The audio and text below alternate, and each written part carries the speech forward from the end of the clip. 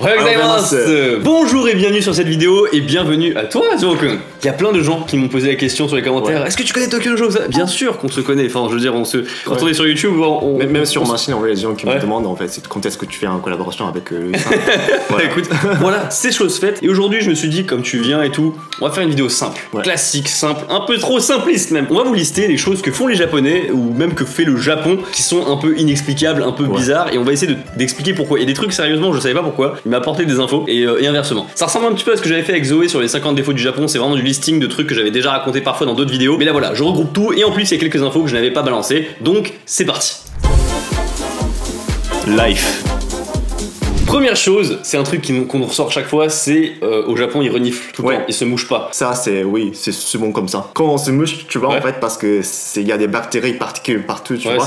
Donc c'est un peu dégueulasse. Du coup les Japonais qui font souvent plutôt en fait on renifle au lieu de se moucher. J'avoue je comprends quand c'est une fois ou deux fois, tu sais. Mais parfois quand le mec dans le métro à côté de toi il est en ouais, c'est un peu dur. C'est dégueulasse. Petite anecdote, quand j'ai fait le tournage avec le chef sushi, en fait il était enrhumé et du coup vraiment, en fait il avait un micro-cravate sur lui. Toutes les 30 secondes il reniflait et j'ai dû tout cutter au montage. J'étais vraiment comme ça. C'était horrible à cutter. Mais voilà, tu vois, même parfois la restauration il se mouche pas, il préfère se renifler 15 000 fois. Quand c'est écrit jusqu'à 25 heures, bah en fait au Japon, des fois en fait on s'est marqué 25 heures, 26 heures au lieu de dire en fait jusqu'à 2 heures du matin. C'est un peu bizarre en fait. J'ai jamais vu 26. Est-ce que ça peut dépasser genre 28? Non, je pense pas. La seule fois que je l'ai vu, c'était sur un Sento. Il disait ouverture 15h à 25h. Mais je comprends pourquoi ils ne veulent pas mettre 1h du matin, parce que ça fait comme. Ils disent c'est pas le même jour, donc c'est pas normal. Après, on n'est pas habitué. Pour nous, il y a 24 heures dans une journée. C'est quoi la 25e heure? Voilà, je comprends un peu. Compter avec les mains. Ça, c'est un truc, je me gourre tout le temps au Japon. Tu sais, parfois, quand tu veux dire, ouais, il y en a 7. Et parfois, tu vois, je fais il y en a 7. Et bon, ils comprennent, tu vois. Mais au Japon, on fait comme ça. Ouais, on fait comme ça, soit 1, 2, 3, 4, 5, c'est 7 comme ça. En France, on est d'accord, il n'y a pas de convention, tu vois. Mais on fait 1, 2, et pour moi, on fait 3 comme ça. Ouais, alors qu'au Japon, on fait 3 comme ça. Ouais. Et pareil, du coup, quand tu augmentes, quand tu fais au-dessus de 5, c'est genre 6, c'est comme ça. Soit 6 comme ça. Ok. 1, 2, 1, 2, 3, 4, 5, 6, voilà. Les animaux dans les poussettes.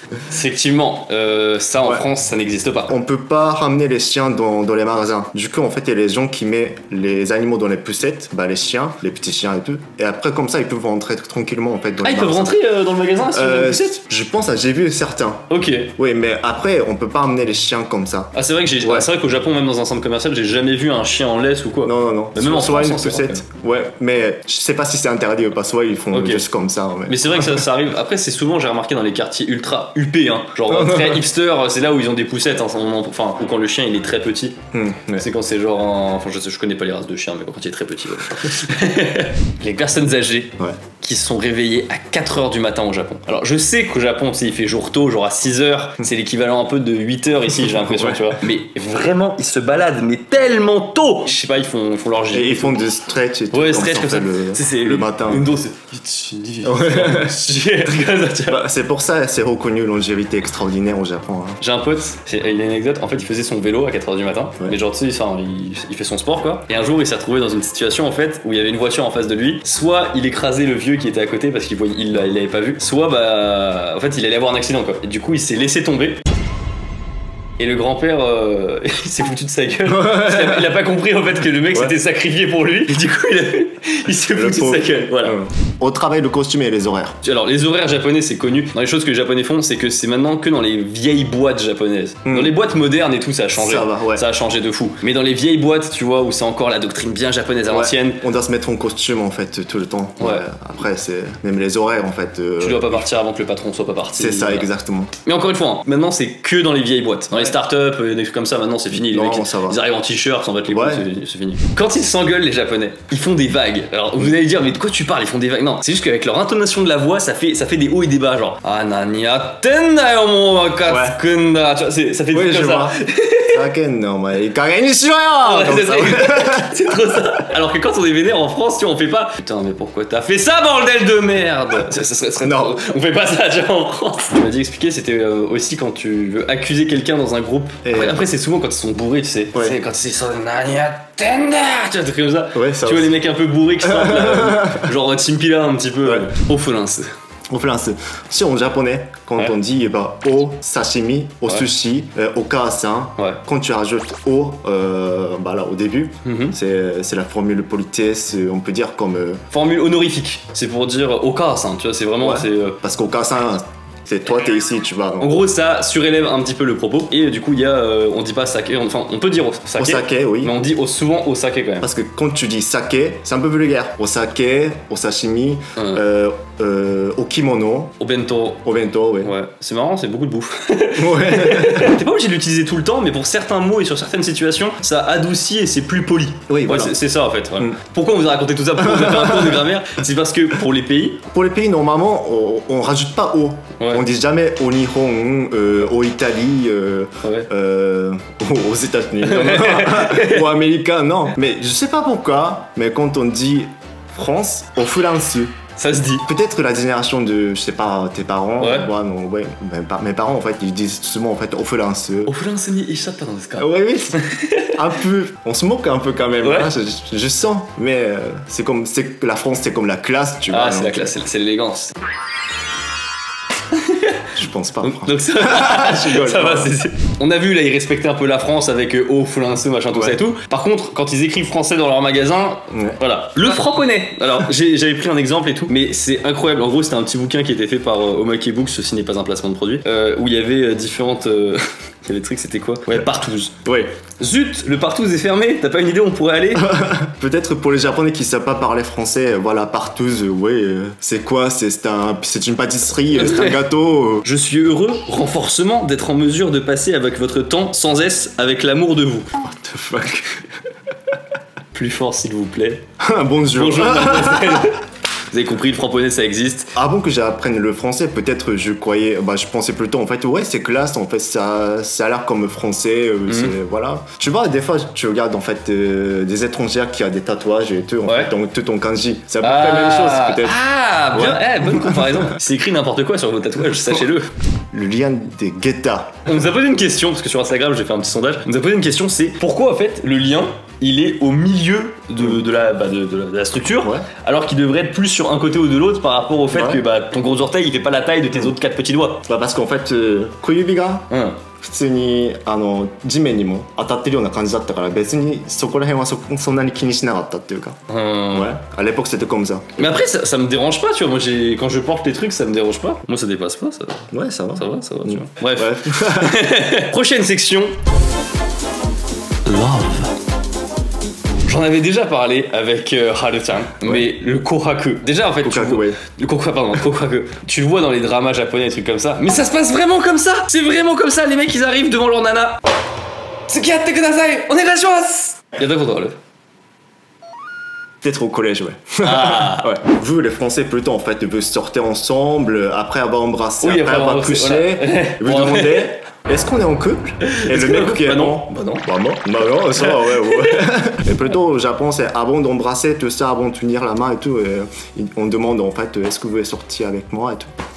Ouais, c'est un truc que tu fais jeune quoi au Japon, pas forcément plus tard. Quand on est jeune. Les dents roses. Les dents roses, c'est vrai que j'en ai parlé mais tu savais pas ce que c'était. Tu sais, c'est le fait, c'est les Japonais qui ont des dents, ça part dans tous les sens. Alors, c'est marrant parce que c'est un truc qu'on racontait beaucoup il y a quelques années et je trouve qu'il y en a beaucoup moins aujourd'hui. Avant, il y en avait beaucoup, il y avait des dents vraiment en bordel et soi-disant la rumeur dit que c'était parce que ça ressemble à des dents de lait et du coup ça fait penser un peu à l'innocence de la jeunesse et du coup ça excitait les mecs. Enfin bref, moi je trouve ça super tiré par les cheveux. J'y crois pas trop sincèrement. Mais en tout cas, voilà, c'était surtout pour dire que c'était le cas un peu avant, mais maintenant je trouve les dents ça va mieux. Pourquoi tout est pixelisé? Ah, vous savez très bien de quoi on parle. Ouais. Explique-nous du coup pourquoi c'est pixelisé. Ah, parce que Globalement, pour expliquer, c'est parce que le code pénal punit l'emprisonnement et d'amende quiconque vend ou distribue du matériel obscène, et il considère que c'est obscène à partir du moment où tu vois les parties intimes. Donc tant que tu les vois pas. Et si tu trouves des trucs non pixelisés, en fait, c'est parce que c'est fait par des sociétés étrangères. Avec des actrices japonaises. Connaisseur. C'était écrit là. je viens de dire.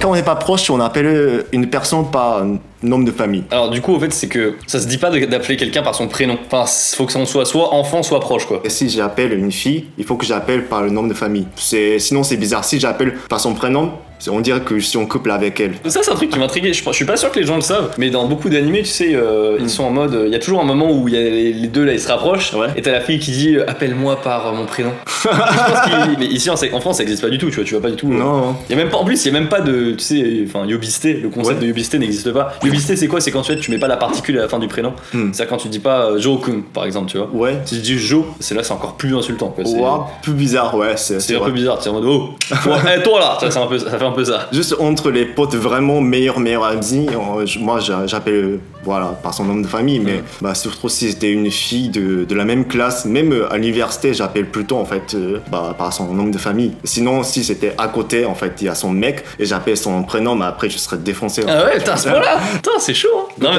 mais c'est chaud quand même. Ouais. Les couvertures de certains magazines, Young Magazine, oui. Tu vas dans les combini.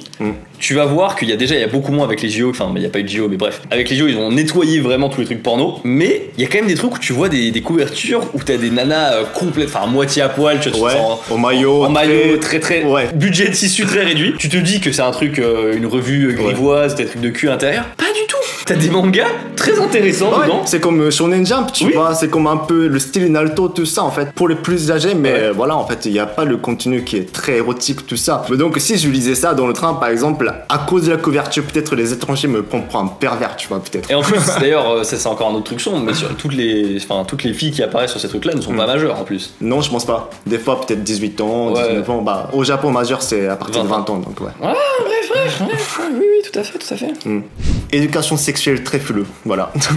Par exemple, en fait, en France, peut-être quand vous êtes au collège, il y a des profs qui te distribuent, des carottes, tout ça, pour comment, en fait, tu fais tu fais un enfant et tout, tu vois. On nous explique de manière très scientifique le truc, hein, aussi. C'est ça. Mais au Japon, je sais pas pourquoi, mais c'est un peu flou. Et il explique pas vraiment, en fait. Il montre plutôt, en fait, les fleurs, tout ça. Et voilà, vous êtes garçon, vous êtes un abeille et tout ça, en fait. Voilà, vous prenez pollen. C'est ultra flou.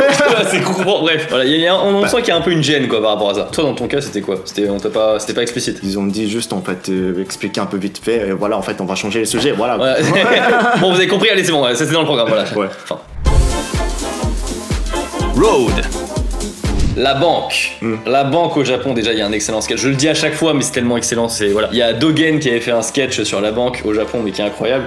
この人に1万円を送りたいんですが、かしこまりました。850円になります。先ほど ATM でやろうとしたんですけど、メニューが多すぎてちょっと850円ですか?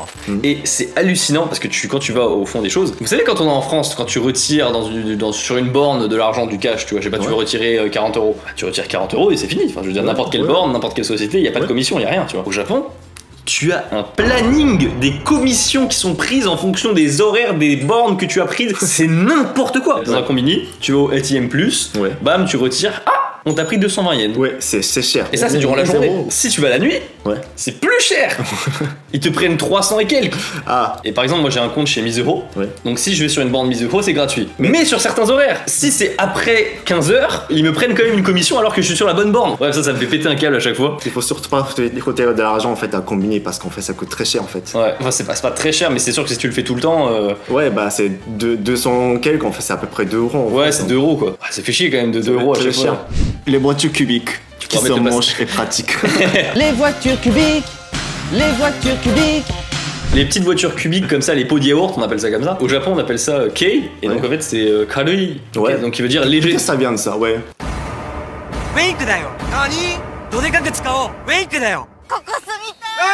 Après, j'ai jamais pris en fait le kei, mais vraiment en fait c'est vraiment carré que je trouve pas que ce soit beau déjà. Ouais, c'est pas beau, voilà. Mais c'est pratique. En soi, c'est pratique. Et en fait, parce que comme elles sont assez hautes, il y a beaucoup de volume en fait. Ouais, et c'est pas cher en plus. Donc. Les camions qui roulent avec de la musique à Shibuya. C'est un truc qui n'existe absolument pas en France, et je sais même pas si ce serait légal de faire un truc comme ça. Un truc qui diffuse de la musique constamment comme ça. Moi, je connaissais ceux qui étaient pour faire de la promotion, pour de la K-pop, pour les musiques d'idol. Mais toi, t'en connais d'autres? Des fois, c'est le restaurant, et des fois, comme c'est des petits travails pour les filles. Voilà, je sais pas, c'est peut-être les travails un peu chelou, que tu peux gagner énormément d'argent pour 1 heure, 2 heures, mais je sais pas ce qu'elles font. Très bien, très bien. On reste à Shibuya, les ultrasons, pour pas qu'il y ait de jeunes qui se posent dans la rue et tout, qui commencent à faire un pique-nique ou j'en sais rien. Et bah ils diffusent en fait des petits ultrasons et j'avoue moi ça me défonce les oreilles. Et à Shibuya, tu verras, il y a une rue, il y a plein d'emplacements pour s'asseoir, il y a personne et c'est parce qu'ils diffusent ce truc là et ils diffusent ça constamment. Ça fait du bruit en fait, il y a, comment on dit, ouais, c'est comme ça. Je sais pas comment dire, mais comme tu l'entends à peine, ton oreille cherche à l'entendre. Et du coup tu te concentres dessus, enfin c'est vraiment pas grave. Dormir dans le métro, franchement ça c'est un truc que jamais tu fais ça en France. Bah je fais ça en France des fois. Tu fais ça en France toi des fois?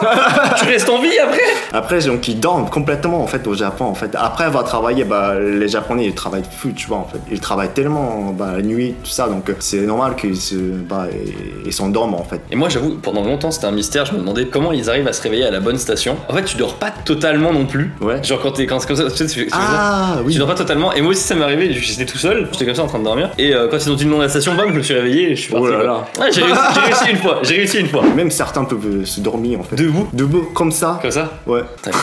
Ils récupèrent de l'énergie où ils peuvent quoi. Ouais. Autant de gens pour se réveiller les travaux. En France, quand t'as des travaux dans la rue, s'il y a des gens qui travaillent dessus, disons je sais pas, ils sont 5, les 5 travaillent. Ou alors il y en a peut-être un qui supervise, tu vois. Au Japon, j'ai l'impression que sur une équipe de 10, t'en as 3 qui travaillent et 7 qui supervisent. C'est-à-dire qu'il y en a un qui regarde un petit peu, l'autre qui surveille. Donc genre tu sais, il y en a un qui fait la circulation, et puis alors qu'il y a personne. Enfin, tu vois, c'est quand même c'est efficace, tu vois. Parce que je sais pas si tu te souviens de ce truc là, quand il y a eu un énorme trou à Fukuoka et qu'ils ont rebouché le truc en 10 jours. Je me souviens que c'était assez impressionnant. Tu pouvais voir en temps réel quand ils ont reconstruit, il y avait un énorme trou et ils avaient tout reconstruit mais super vite quoi. Et ils sont très efficaces je pense en fait. Les couvertures de parapluie avant d'entrer dans les magasins. Ça y est, en fait c'est une question qu'on m'a posée sur Instagram. Gens qui me disaient à quoi ça sert en fait de protéger les parapluies avec un sac plastique. Généralement ils mettent ça en place quand il pleut. Et en fait après tu remets ton parapluie, tu passes ton parapluie à l'intérieur du truc, t'as ton sachet plastique et ça permet juste de pas mouiller les trucs dans le magasin. Sinon c'est dégueulasse en fait. Voilà c'est tout. Sinon il y a de l'eau de pluie partout ça, et tout. Ça, Voilà, c'est une capote pour parapluie, voilà c'est tout. Voilà. La santé.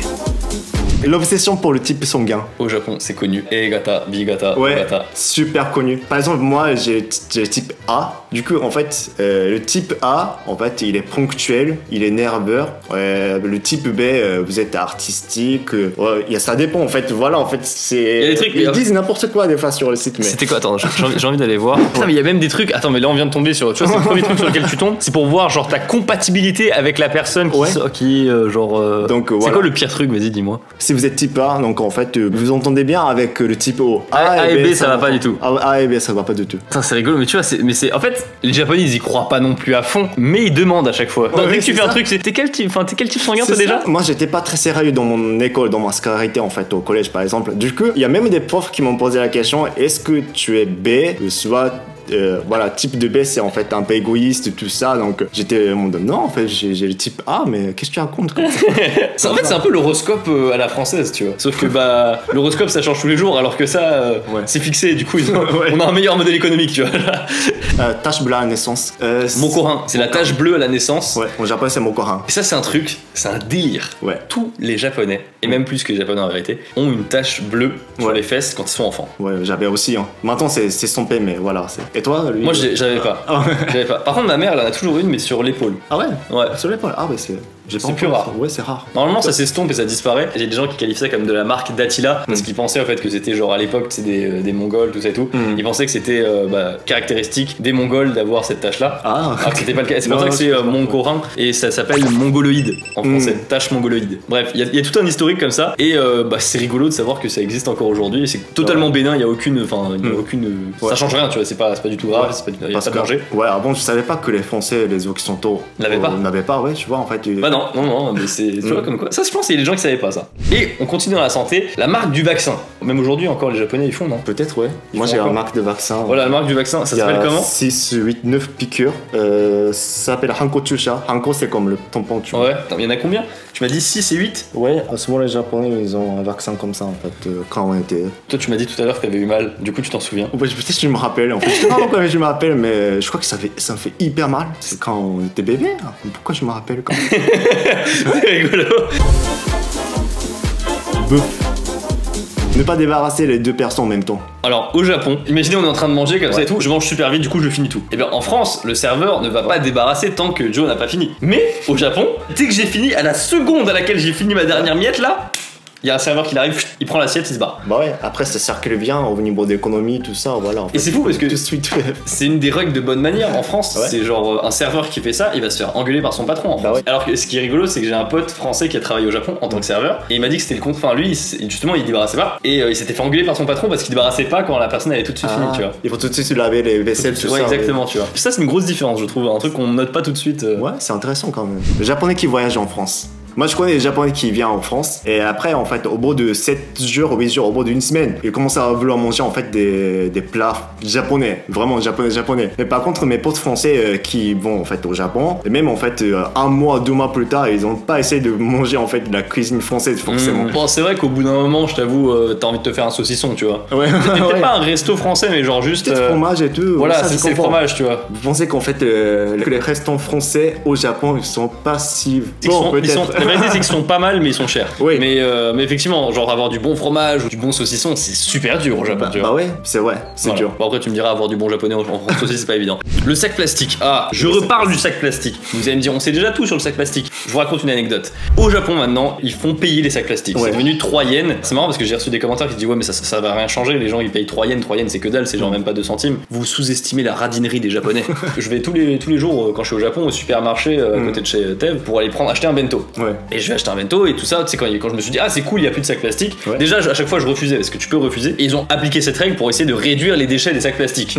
C'est pour ça qu'ils font payer. Ouais. Mais je vous jure, quand je suis allé au supermarché, j'aurais dit, non, mais c'est bon, on a pas besoin de sacs plastiques. Je fais la classique. Et elle m'a mis une couverture plastique sur mon bento. Ouais, bah ça sert à rien. Alors. En fait, c'est là où je comprends que la personne qui m'a servi le truc, elle n'a rien compris à la nouvelle mesure. Et en plus, elle m'a répondu, non, mais c'est gratuit. Je dis, mais j'en ai rien à foutre que ça soit gratuit, je le veux pas. Et c'est là où je vois un petit peu, alors c'est mon point de vue, hein, où je vois le fait qu'il y a certains Japonais, ils appliquent les règles sans savoir pourquoi elles ont été créées. Ah, peut-être c'est pour ça. Tu vois? En plus, quand tu achètes en fait une boîte de chocolat, tout ça. Ouais, chocolat. Dans le chocolat de package, en fait, un paquet de chocolat, il y a même en fait un petit sachet. Oui, bien sûr, plein de sachets. Même dans le bento que j'achète, tu sais, pour séparer par exemple les différents compartiments. Le shoyu sachet, il est en plastique aussi. Ouais. Déjà, il y en a beaucoup, tu vois, donc c'est arrêtez. Après, peut-être pendant le coronavirus, peut-être c'est efficace. Je sais pas.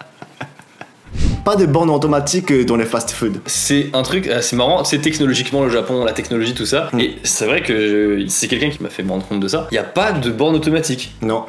C'est toujours à la caisse. Pourtant, c'est bizarre parce que j'allais dire ça vient du fait que tu donnes surtout parce que c'est en cash. Ouais. Mais ça existe, c'est dans le ramen, il y a ça. Le ramen, tu achètes les trucs à la borne, ça existe, mais pas dans les fast-food. C'est vrai, c'est bizarre. Hein. On est d'accord, c'est grave bizarre. Ouais. Parce que dans les ramen, ça arrive. En fait, parfois dans les ramen un petit peu pas cher, tout ça, t'arrives, tu rentres et t'as une borne où tu commandes ton truc, ils te donnent des tickets. Et juste comme ça, tu donnes les tickets au cuistot. Et comme ça, voilà, c'est plus facile. Le mec, il sait ce que tu veux, c'est plus rapide. Voilà. L'œuf cru.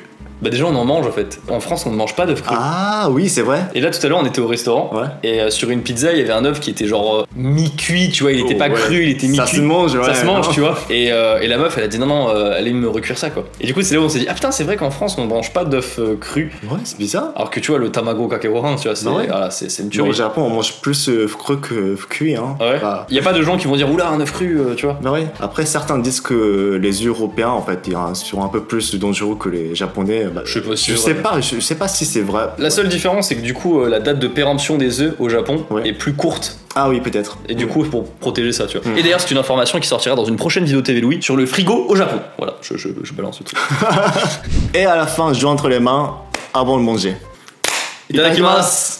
Eh bien écoutez, voilà, c'était nos différents points sur ces choses inexplicables que font les Japonais. C'était pas totalement inexplicable non plus, hein, vous l'avez compris. Merci beaucoup Jiro-kun d'être venu. Ça a été ce tournage, c'était pas trop... j'adore ça en fait. T'aimes bien ? T'as un décor large. Super bien, contrairement à la maison, mais voilà. Sur ce, écoutez, n'hésitez pas à vous abonner à sa chaîne YouTube. Et puis aussi à la mienne, voilà, accessoirement, à lâcher un pouce bleu. Et on vous dit à la prochaine. Tchuss.